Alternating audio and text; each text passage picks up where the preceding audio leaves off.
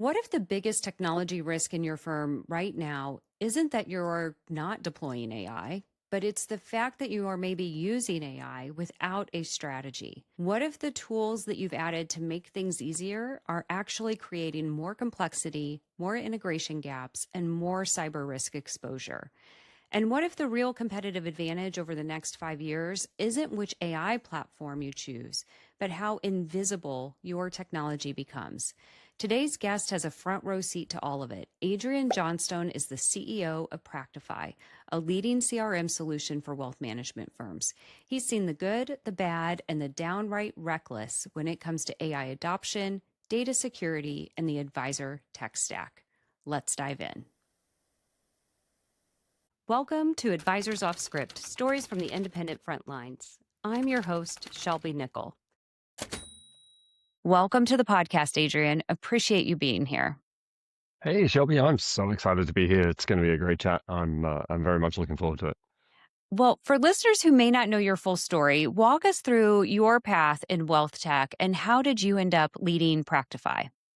Yeah, for sure. So the conversation of does anyone ever actually have a plan or a map for their journey? And famously, before becoming a founder of PractiFi, I said the last thing I would ever want to do is tech sales, and so I definitely didn't follow that plan. But for a long time, I worked as a consultant to the industry. So I sat at the intersection of technology, compliance, and the kind of evolving client experience that people wanted. That was when software was moving to the cloud and big scary things like that were happening. Nothing like what's happening today. And then coming into PractiFi as one of two founders, myself and Glenn, he really had the tech bent, and I really knew the industry. And so it's been a fun journey to switch into the CEO seat over the last couple of years and really have accountability for both, and to immerse myself even deeper into the tech. Was there a moment, maybe that led you into this element of tech where you said, gosh, advisors don't need better technology. They just need better outcomes, better things that are happening with the technology. Kind of talk about your approach on that. Yeah, so it goes way back to when I was a consultant, and one of the most consistent messages was people were like, "Oh, I need another system to do this, and I need another system to do that." And I used to use Excel as a simple example and say, "You use Excel to create a table of written text that you could do in Word. You're exercising 5% of the functionality." And I would work with clients and review their existing technology, and the answer would be that they knew what their features were or what they could do with it when they first implemented it 5 years earlier, but they hadn't kept pace with the technology. And to their mind, they thought the technology hadn't kept pace with them and their needs. And so it was often about helping them to use the tech they had properly and better, and to exercise the full capability of those systems. Uh, that's where the value would be, because and it's an interesting time in the market right now in wealth, where we're seeing this kind of resurgence of hundreds of point solutions that do very small jobs. And I kind of sit on the sidelines a little bit now, and I think I worked with firms for 15 years to simplify their tech stacks, and now it's like a grab bag of candy, where it's like, oh, there's another system, another system. It's like, you can already solve this problem. You don't need these other systems. Yeah, I think it's so interesting. There's like this shiny new object syndrome. And then Hmm. to your point, it is a big bag of candy. And then I talk with advisors all the time. I had one tell me the other day, he's like, I know my tech stack is a little bloated. I know it is, but I really wanted to try these things, right? Yeah. And so I find they're either, deploying many, many, many, $20 here, $80 here, Yeah. $1,000 here type of things, or they have an actual strategy in that place. I talk about tech stacks with some of our build and RIA clients, and we talk about it as what's the leanest, narrowest, tiniest tech stack that we can have on day one. And then from there, you can go crazy, right? Like later on, if you want to bloat that thing out, you can, but maybe let's not do it on day one. What do you think about that approach? Look, I think the day one approach is right. I'm not sure I want them to bloat it out, because Anytime. I think the piece that people underestimate, and and or don't think about at all is every new system that you add, whether it's AI based or not, it increases the risk surface. And they're looking at what they want from the system, but quite often they're not looking at the risk surface. How many places is my data now potentially exposed? How consistent is my data, and what's the risk to the client experience that I might have? That's becoming so amplified in the AI era because, of course, now it is I can build this myself. Mhm. And it's not only the risk surface, but it's what am I building and do I understand? I wonder how many people who have built something in OpenAI or in Claude or whatever from within the industry, the practitioner side in the industry, are tracking how many breaches of the code base there's been for those providers. Yeah, I think that's a really good point, and one I really want to dive into. But you used a phrase there, risk surface, that I'd love to hear you describe a little bit more on that. And like, what does that exactly mean, and how can an advisor or firm think about their risk surface? When you think about technology, you want to break it down into there's the system itself, the interface that you're using. There's the data structure and the data storage. So where is the data residing? And then there's how many vendors and what are their processes to control both of those things. And sometimes we see advisors, and if I use recent examples, it's well, I want to grab this note taker tool and I want to connect it to my planning tool and my CRM and perhaps my portfolio tool. And what that does is it creates a big risk surface. So now you've got a record of the client, a partial record of the client forming in that note taking capability. You've got another partial record or a subset of the data being pushed to multiple other platforms through new connections. Each of those is data moving through a pipe, and each of those pipes needs protecting and management and control and all those sorts of things. And so I think advisors or firms look at the connectivity only through the upside. So yes, integrated systems are great, Mm, but the larger the number of vendors, the larger the type of integration, let alone the number of them, the method of authentication, all of the messy, scrappy detail that they don't want to know. The more of those there is, the bigger the surface area is. And they try and mitigate it a little bit with at times diligence surveys. So perhaps an annual survey. What do you use in this instance? What do you use in that instance? But it's often a bit of a box checking exercise. And so yes, I asked them. Yes, they told me, but I don't actually understand it, and I've not delved into it at all. right, I'm and they trusting. yeah, they don't understand it. They are trusting. What should they be asking? They have to document that they've done some due diligence, but that due diligence process is probably written by Claude too. Yes. How Yeah. what should they be asking? So I think that the first thing that they need to ask themselves rather than asking the vendor is, how can I achieve the commercial outcome I want to achieve? So the efficiency outcome I want, the user experience that I want for my team, and deliver the client experience that I want with the fewest providers possible. Mm, Now, in doing that, that's not to say everyone should use an all-in-one, because the trade-offs there are that you get one provider trying to be everything to everyone, and so functionally the internal experience is least good. But you want to try and say, if I've got 10 things I want to achieve, can I achieve those 10 things in 10 providers? Yes. Can I achieve those same 10 things in 5 providers? Probably. And so you're better in 5 providers. So that's the first question they need to ask themselves. And then with those providers, the first thing they want to do if they're an RIA is understand where the tech quality sits. And they can do that in simple ways. They don't have to understand the technology. So is this something that someone built 3 months ago using Claude? Or is this something that uses the same technology that Merrill and Morgan Stanley and those guys use? Because they can leverage the fact that if those larger institutions have done the vetting in order to use the underlying tech that's there, that they can increase their trust envelope the fact that it's there. I haven't got to understand it as much. If they're using something that's newer or more emerging or less clear, then they really need to start asking questions about where is my data? How is it protected? And when they get an answer back, well, it uses this type of security, they really should go to Claude and say, is this security robust? What are the risks for this type of data with the security? Like, it's easy for them to learn a little bit. Hmm. They shouldn't just accept, an encryption answer without understanding what that answer means, just as they wouldn't accept an investment risk answer without understanding what the investment risk actually was. I think that's really great guidance. And now that we do have things like Claude, we can go do a little bit of research and figure that out. To your point, Yeah. what the big corporations are using and is it at least means it's gone through a rigorous testing program, and especially when it came to cyber.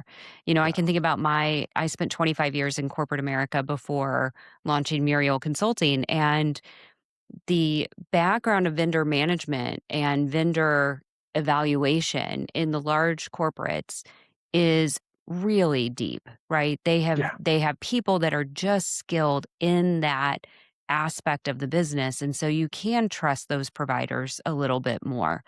I think the other thing that happens for many advisors or just even many entrepreneurs of any kind is almost an assumption that the people that you have built that has built this new tool for you, that they have covered that. Like they know what they're doing, they've covered it. And so there's Yeah. almost this like automatic trust in some of these providers, especially if you see great utility in the tool.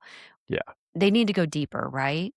There's so much, and they need to understand what the provider is doing. For example, Anthropic dropped 10 new financial services connectors. And I immediately watched LinkedIn blow up with advisors going, "Oh, I'm going to use this. I can replace this. I can do that." Now, Anthropic themselves say that these are not intended for end user use. These are for software companies to put tight rails around, to run rigorous testing around. They are working hard to make them as good as they can, but they assume they're going into the hands of tech professionals, Hmm. not someone who vibe coded a solution over the weekend that they're now unknowingly pumping all of their clients' PII into a public model. Oh my God. And so for me, I couldn't be more bullish on the potential of the technology, but I also feel pretty certain that we're headed for a fairly catastrophic breach somewhere. Mm. Well, and we've Uh, seen some breaches already, right? I think it was, Mercer, EP Wealth. I think Anthropic had a breach, right? Like we've seen breaches. but we have. I think there's some things to unpack in those breaches, and again, this is where I think maybe there's an opportunity for the industry to understand more. So if you take those three that you talked about, so Anthropic had their code leaked, and that was the kind of big thing that everyone talked about, and that's a real problem, of course. Um, but they've also had malware that's popped up in there, and all sorts of things that happen that don't make the mainstream headline because it's not that big scale. In the case of the more industry related ones, EP, Mercer, Pathstone, and there's been a number of them in recent times, they weren't technology breaches. Each one of them was a successful phishing attack. Okay. So a user's credentials were breached. Mostly, as far as I'm aware, and certainly I don't, I want to be clear to the listeners, I don't have the inside running on this. It's just, it's being close to the industry. But as far as I'm aware, by a user giving over their credentials to someone they thought was a trusted party. Got it.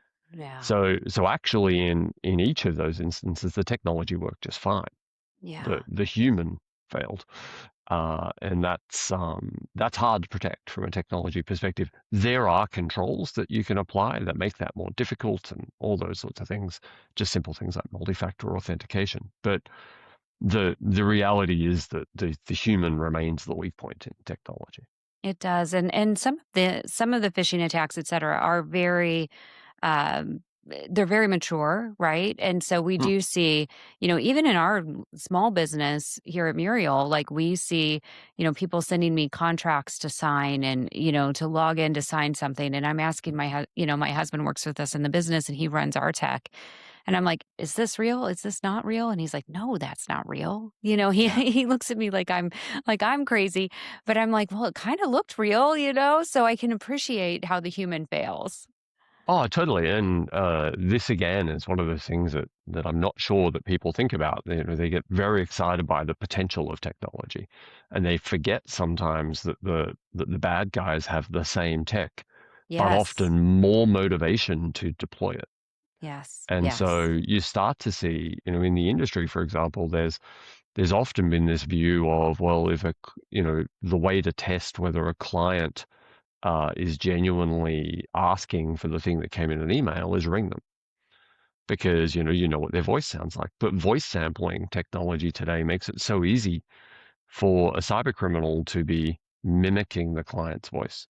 And so you need that next layer. You need the keyword or the password or those pieces of information that are the next level of protection because the attack is getting the next level of sophisticated.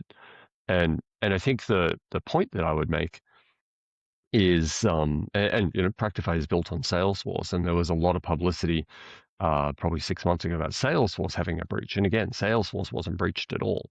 An integrated system was breached, Mm. and that's that risk surface.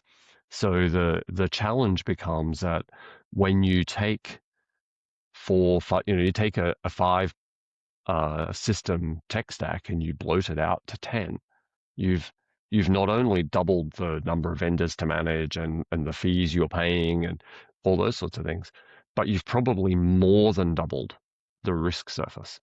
And that's something that I think is people are a little asleep at the wheel on. Yeah, you've said something in the past. You said something like DIY integrations are one of the biggest hidden risks. And I guess that's what you're getting at is it is Yeah. increasing those that risk surface. And DI integrations, that's things like, eMoney to Zapier to Google Sheets. Is that what you're meaning by those DIY integrations? So it's a little bit that it can be even more aggressive these days because of course you've got MCP servers popping up, you've got people using Claude to use their connectors, and so suddenly you're starting to see people pushing and pulling data between systems. And as they move the data, they're thinking, well, it's not that many pieces of data, so it's okay, but they forget that in order to insert data into a system, you have to open a gap. Mm. And so you might only be inserting two pieces of data, but if the system that it's coming from has been breached, those two pieces of data may carry with them a worm. And now you've got a worm in a system you're not looking at because you opened it, but you're worried about the source. You're not worried about the destination. And now you've put a pollutant into that system, and now you've got a problem in a system that hopefully you'll detect. But again, for a lot of firms, particularly smaller firms, or teams that are breaking away, where this has all been centrally managed until the day that they form their firm, suddenly they're in an environment where they're responsible for those things, and that gets pretty scary. Yeah, it is. And how do we bring down the temperature of the scare through maybe a process or, at least a diligent conversation? What would you recommend to those breakaways? So I think if you're breaking away, one of the first things that you want to, well, there's a lot of things to do, and so again, to those listening who are breaking away or have recently done that or considering it in the future, I don't mean that you have to do this exactly at the moment, but you probably do it beforehand. Um, Actually, just there's great online courses. Again, use some generative AI tools and try and inform yourself on where the risk lies. Um, or if you don't feel that you have time for that, go to Claude and say, you know, we're a team of 6 people managing 600 million going out on our own, what's the most mature risk aware tech stack that Mm-hmm. we can put together for this RAA? And then go through and read and understand and inform yourself on the content, and then really drill those vendors and be transparent. It surprises me how few firms, because we deal with breakaway firms fairly often, and it surprises me how few are prepared to come and say, look, we don't really know what we're doing when it comes to technology. Can Mm-hmm. you help us? Yeah. Because of course we would help. Instead, they're like, yep, buy this, implement that. That's what I need. And it's like, you're already hard to get on the phone because you're trying to calm clients and move them with you and do those sorts of things. And now you just want this to tick away in the background. And because that's what they're used to. So I would say inform yourself, understand that particularly at the point you break away, this is a full-time job for someone for a period of time. Yeah, yeah. Definitely the setup is for sure. And having, good vendors, good partners all the way through and then using them, right? So, when we are working on a breakaway into a build of an RIA, use us, use the Yeah, Schwab people, the Pershing people, right? The totally. Fidelity, Yeah, Goldman's, any of the custodians will have people who are experts also in the tech and how it integrates yeah, with their tech. And they can tell you also about the types of firms who are already deploying the technology that you're considering. that's right. Yeah, So that will help also kind of go back to that earlier part of our conversation about who's using what and what was their process for choosing it. One of the things I hear a lot about right now is just in general, we've kind of circled around this idea a lot already, but it is this idea of AI overwhelm, of technology overwhelm. You yeah. know, why are advisors, it does feel like that shiny object syndrome is coming up. Why do they want to adopt tools before, maybe defining a problem to solve? Or how would you direct them when they're thinking about adding technology to their stack? Yeah, for sure. And I have a theory that answers, I think, the why. And so because it's often advisors at the moment, and so there's over the last 10 to 15 years, there's been these trends that have moved through the industry. It's been very efficiency oriented. We've had a generation of advisors moving later in their career where adopting new technology targeting the advisors has been lower. And that's moving into the next gen advisors who want new advisor oriented technology. But fundamentally for advisors, their world when they look at technology is one where the tech is always taking something from them. I want you to enter a note. I want you to type in a record. I want you to start a process. I want you to do something. And in return, you'll be able to access some information that's of moderate use to you, but high use to operations, compliance, client service, management for reporting, all those sorts of things. So advisors have really viewed a lot of the current technology, including CRM, from our perspective, as what I classify as a taker. It takes something from them, but it doesn't give them much. And now what they're seeing is this big push towards AI technology, and it feels like a giver. Instead of, I want you to put notes in after the meeting, it's like, hey, invite me to the meeting, I'll do that for you. Instead of, you know, come here and read information to prepare for a meeting, hey, hope you're having a great morning. Here's your meetings today, all pre-prepared. And so it feels like a giver. And so they're like, well, I want something that's giving back to me. But they're thinking of it, this is probably a massive generalization, but thinking of it selfishly.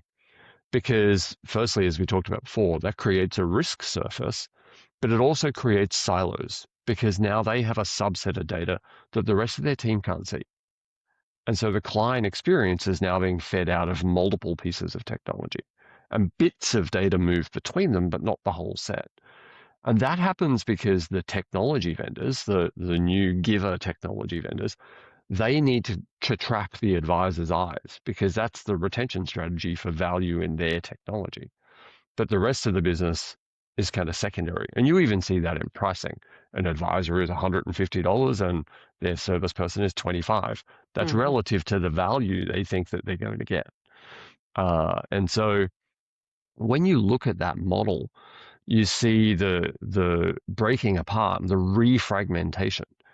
Now, what happens is the wealth industry is very complex. You look at the Kitsis wealth map and the fintech map, and you go back to 2018. I think there was like 100 and something pieces of technology on there, and in 2026 it's like 550 something. Yes. And that fragmentation is because tech vendors are saying, well, I know there's this pain point for this user and this type of phone. And so I can exploit that and build my niche. And then, of course, they get some traction.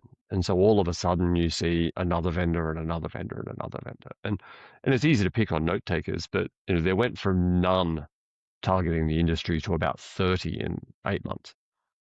And of course, they all fragmented in slightly different ways, and they all do, we do call coaching, we do better meeting prep, and it's all these little add-on features that are all about giving back to the advisor, but they blind them to the fact that that shiny thing is creating this underlying problem in the business. And there's already now this movement that's starting, and conversation that's starting where people are like, well, hang on, but now I've got an AI in 7 different systems, but they Yes. don't all see the same data. So they're all giving me different answers.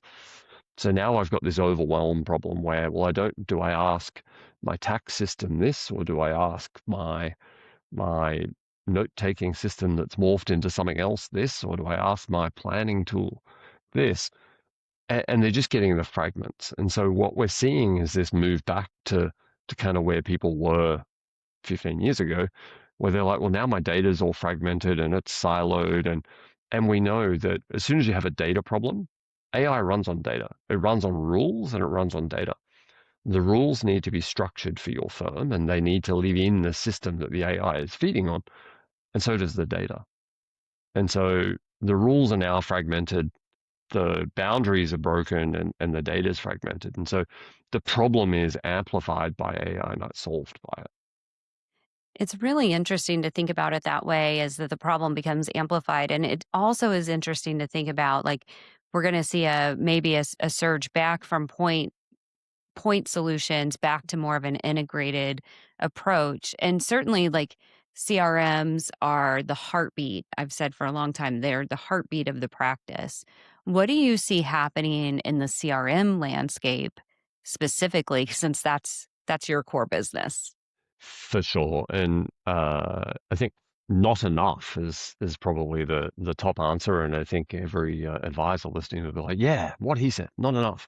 But the reality is that systems of record, CRMs and portfolio management systems, those things, they've existed for a long time with a compliance focus. How do we store and protect? Hmm. And How they do we need to, document that we had the conversation we were yeah, supposed to? That was the yeah, original piece of yeah. CRM, was That's right. documenting. Okay. That's right. And if the SEC comes knocking, how do we evidence that it occurred? Well, we do that because we have a lot of structure, and we have a lot of rules and a lot of controls.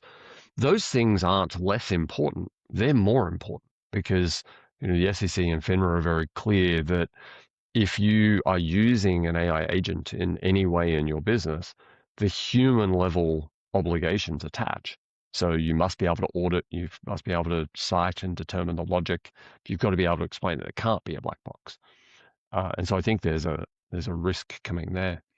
But as CRM providers, as core system providers, our job is to move from being systems of record to systems of action, so that the advisor can begin to feel that the system is giving them something as much as it is managing the needs of the other users in the business overall.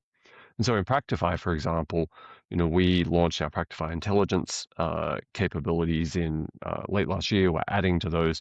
We have some amazing stuff coming up in a couple of months. But what we did was we said, well, yes, there's value in meeting preparation, but it needs to call on the entire corporate knowledge of that household, not just the last meeting. So let's prepare the advisor inside the CRM. Yes, transcription and summarization is valuable, so let's do that within inside the CRM. And then from that, let's take what happened in the meeting and use the DNA of the firm that lives in the CRM, the servicing model, the workflows that flow just as they want them to for the client experience that they want to deliver. All of that's already codified in the CRM. So let's build automation that pulls out the insights that require action from that transcription and automate the flow of it using tools within the platform. And so we delivered those pieces. We also said that evolving the system should be better, so it should be a more natural language experience. But that gets us to today, and we, like every technology provider, we're worried about tomorrow and the day after and years from now. And so we'll have a robust agentic solution available for clients in the coming months. And that is where it starts to amplify the benefits, where you start to get these autonomous voices that are analyzing and initiating and thinking and delivering insight to the advisor, to the client service person, to the operations team, to the compliance officer, where all of the perspectives are able to be catered to because it's in that system of record. It's not off in just a point solution for the advisor. It's really interesting. I think this move from just like note taking, right? That's been around now for a couple of years. And now we're hearing so much more about agentic. And I was asked the other day by an advisor, is this AI thing really that big of a deal? I've got the note taker. Isn't that like all it's going to be able to do? And I was like, well, where I see it going and I see the RIAs moving here faster is in the agentic space. And also the larger ones are creating this kind of common data lake, data warehouse, database that you can basically pull all of your data from, this sort of data layer out there. When you think about, the run of the mill advisory firm, do you think Mhm. that they will have the capabilities to create their own data lake and do their own agentic, or will they be better off kind of going through, PractiFi and these other tools? Like what's realistic for them? So I think for a lot of RIAs, the question comes back to risk. So do they have the capabilities? It's tough. You can buy those capabilities through consultants, but you're adding you're adding to that risk surface where you may not need to at their scale. But instead, what you need is tightly integrated core systems. So think Mhm. about the fact that within an advisory firm, there's kind of two core data sets. There's the relationship data and the financial data, the asset Yeah. data. And so you need a custodian who's the ultimate arbiter of the asset data. You're probably multi-custody if you're an RIA, so you need an aggregation tool there, and that's your Adapar or your Ryan or whatever. And you need a CRM because that's the custodian of the client record. And so you've got those. If those systems are well integrated, then you can look to those providers for the agentic execution because agents. I think people don't quite understand what they are. They're not magic, and they are computer capabilities that are designed well and execute well, and they want good cross-system capability. And this is part of the vision that they have, where they have a data lake and then they build it on top and they say it's going to go to all of the systems. But in reality, because there's so many checks and controls, is this the right person? Should this actually be allowed to happen inside of a set of rules? What it really is one agent talking to the next agent. And that comes down to the vendors working well together. And that continues to be probably the source of friction and frustration from an industry is how do you get vendors that work well together? And I think for RIAs there, the way to move in a stronger direction is to work with vendors who have those long established partnerships, and to understand that right now, while the vendors are running hard, those who work together and have for a long time already have that connectivity. So connecting the next capability is a smaller lift. You've also said in the past that really technology should be invisible to the client or to the advisor in some way, right? Like it's really about the business and how do they want to run their practice and deliver to the client, and tech should be invisible. Tell us a little bit more about what that means. When you think about an end investor's experience that they have, tech isn't invisible if they have 3 portals to log into and they can never remember the password and they have to ask every time. And I think for a long time, there was this big push. It's like, well, we want to make the advice firm more efficient, so we're going to push form fill technology to the investor and make them fill it in. So tech's not invisible now because they're filling it in. You've just given them more to do. You just change who does the task. Whereas I think, and this is where AI can help a lot, is if a client is being onboarded at a firm and the advisor is, hey, I understand from our conversations, you had a financial plan with your previous advisor. Why don't you just send that over to me and your last tax returns and any other financial information that you've got. And so to the client, they're just sharing that information. They're either doing it in a portal, hopefully, or in a worst case, in a secure email. But when that information comes in, you then want it to be invisible on the advisory firm. And today it's not. So it's a high friction process. They get all those documents. Someone has to go through them, type in manually all the bits of information and try and piece it together. And so an invisible text solution is going to read those documents when they land in SharePoint and say, hey, here's all the information you need to know about Shelby. Would you like me to update the CRM and push it to the planning software? That's where the tech starts to work for them. That's where it starts to slide more into the background. And I think for advisors, that feels like that acceleration got there very quickly when you look at the conversational interface, the chat interface, where the question is, who across my clients haven't I spoken to for a while? When that isn't, well, I need to build a report in a report builder that filters on my clients and asks for them by location, by asset type, by last contacted date, or was it an email? Was it, there's this whole thing that happens and it takes 4 days because the advisor doesn't know how to build the report. So it gets queued up for someone in operations versus them being able to go to their phone and either by voice or typing into a conversational interface and say, give me a list of the clients I haven't spoken to or interacted with in the last 30 days, 90 days, whatever, and they're instantly returned a list. So in that instance, the tech has become pretty invisible. The report building has become invisible. It's still there. The technology is still accessing it, but we're allowing the human to interact in a human way with technology instead of making the human have to interact in a technology way with technology.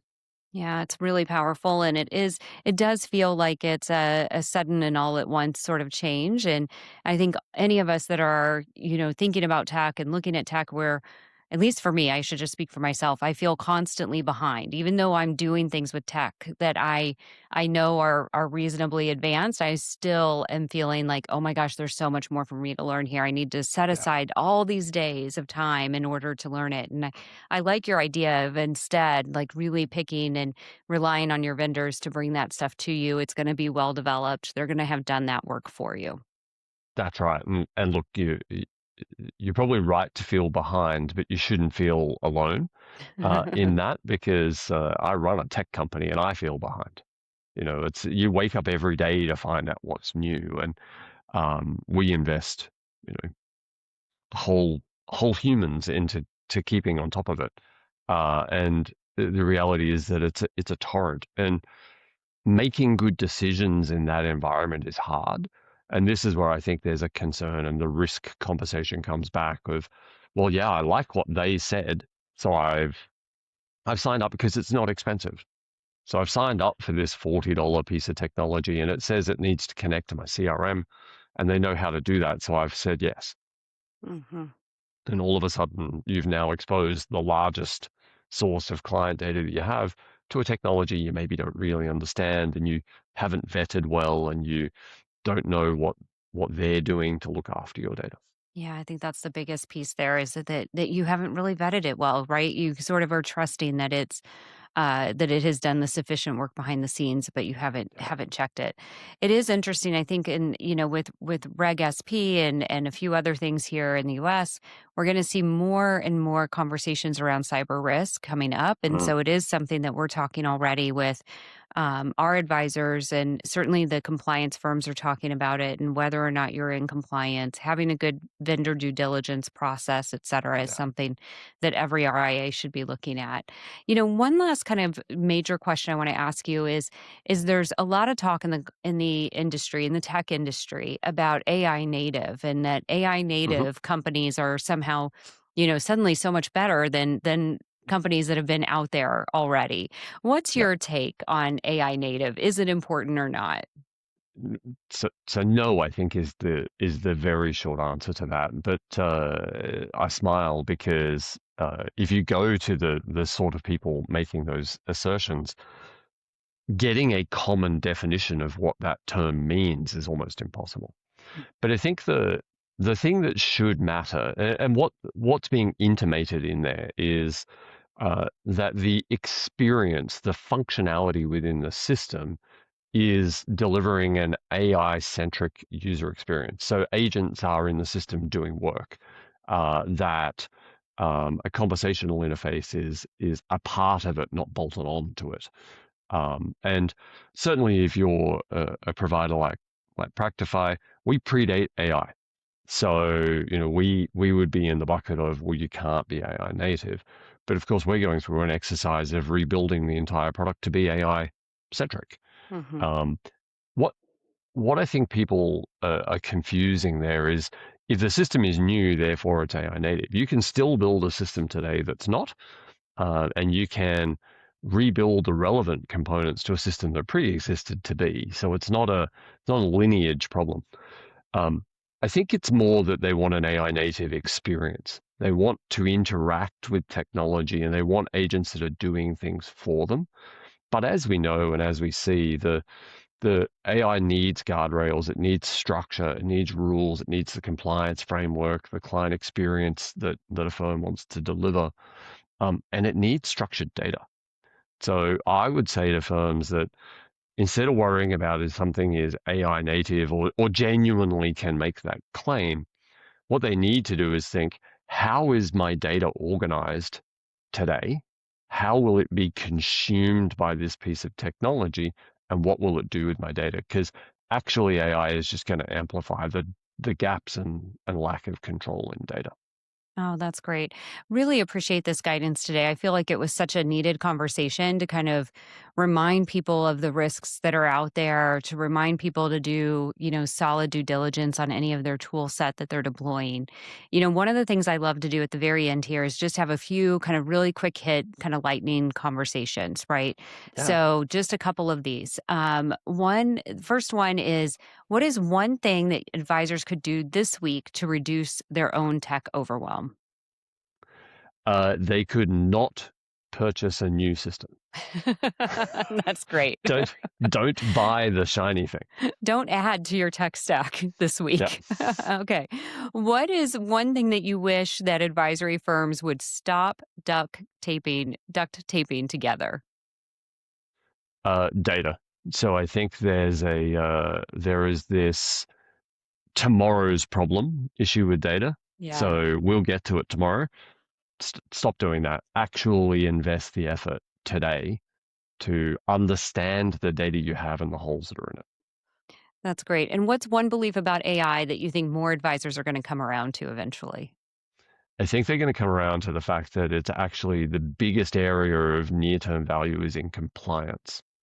Whoa. Okay. Well, gosh, that's a whole other conversation, but really interesting.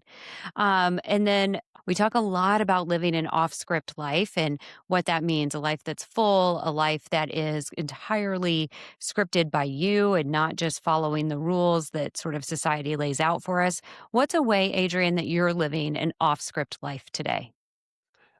I live between two continents that are far away, so I think for most people that's pretty off script.